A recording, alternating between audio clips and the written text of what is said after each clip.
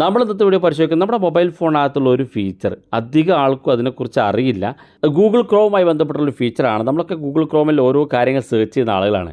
പക്ഷേ ഈ ഒരു ഫീച്ചർ അധികം ആളുകൾ പറഞ്ഞു തന്നിട്ടില്ല, അധികം ആളുകൾക്ക് അറിയില്ല. അപ്പോൾ എന്താണ് ആ ഫീച്ചർ, അതെങ്ങനെ ഉപയോഗിക്കുക എന്നുള്ളത് കാണിച്ചു തരാം. നിങ്ങൾ വീഡിയോ മുഴുവനായിട്ട് കാണുക, നിങ്ങളുടെ സുഹൃത്തുക്കൾക്ക് കൂടി വീഡിയോ ഷെയർ ചെയ്ത് കൊടുക്കുക. ഞാൻ ഗൂഗിൾ ക്രോം ഓപ്പൺ ചെയ്യാണ്. ഗൂഗിൾ ക്രോം ഓപ്പൺ ചെയ്തതിന് ശേഷം ഗൂഗിൾ ക്രോമിൻ്റെ മുകളിൽ നമുക്ക് സെർച്ച് ചെയ്യാനുള്ള ഓപ്ഷൻ ഉണ്ട്. നമുക്ക് എന്തെങ്കിലും ഒരു കാര്യം സെർച്ച് ചെയ്ത് കൊടുക്കുക. അപ്പോൾ ഉദാഹരണത്തിന് കേരള ന്യൂസ് എന്ന് ഞാൻ സെർച്ച് ചെയ്ത് കൊടുക്കുകയാണ്. അപ്പോൾ സെർച്ച് ചെയ്യുമ്പോൾ നിങ്ങൾക്ക് ഇതുപോലെ കാണാൻ സാധിക്കും. ഇവിടെ നിങ്ങൾക്ക് കേരള ന്യൂസ് എന്നുള്ള പേരിൽ ഒരു ന്യൂസ് ഇവിടെ കാണാനുണ്ട്.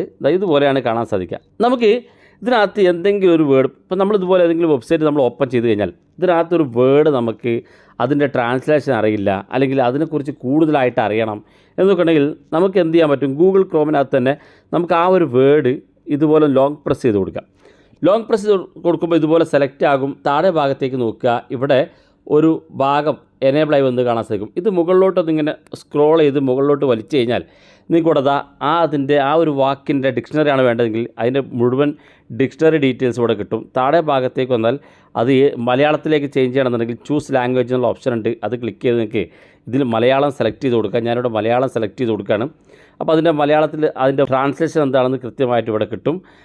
മലയാളത്തിൻ്റെ അർത്ഥം കാണാൻ സാധിക്കും, കൂർത്ത എന്നാണ്, അതായത് ഷാർപ്പായിട്ടുള്ളത് എന്നാണ്. അപ്പോൾ ഞാൻ അതിൻ്റെ മുകളിൽ സെർച്ച് ചെയ്യാനുള്ള ഓപ്ഷൻ തൊട്ടടുത്തായിട്ട് നമുക്കിവിടെ ഇമേജ് ഉണ്ട്, വീഡിയോസ് ഉണ്ട്, ഷോർട്ട് വീഡിയോസ് ഉണ്ട്, ഇതെല്ലാം നിങ്ങൾക്ക് ന്യൂസ് ഉണ്ട്, എല്ലാം ഉണ്ട്. അപ്പോൾ ഷാർപ്പുമായി ബന്ധപ്പെട്ടുള്ള കാര്യങ്ങൾ നമ്മളിപ്പോൾ ട്രാൻസ്ലേഷനാണ് വേണ്ടത്, നമ്മൾ ചെക്ക് ചെയ്തു. നിങ്ങൾക്ക് അതുമായി ബന്ധപ്പെട്ടുള്ള ഇമേജാണ് കിട്ടേണ്ടതെങ്കിൽ ഞാൻ ജസ്റ്റ് ഒരു ഷാർപ്പ് സെലക്ട് ചെയ്താണ്. നിങ്ങൾക്ക് ഏത് വേർഡ് വേണമെങ്കിലും ഇത്തരത്തിൽ സെർച്ച് ചെയ്ത് നോക്കുക. ഇവിടെ ഇമേജ് എന്നുള്ള ഭാഗത്തേക്ക് വന്നാൽ നമ്മൾ ഇമേജ് സെലക്ട് ചെയ്ത് കൊടുത്താൽ ഷാർപ്പ് നമുക്ക് കൂർത്ത മുനയുള്ള ആ ഒരു വിഷയങ്ങളായിട്ട് ബന്ധപ്പെട്ട് ഇപ്പോൾ നിങ്ങൾക്ക് കാണാൻ സാധിക്കും, കത്തിയുണ്ട്, പേനയുണ്ട്.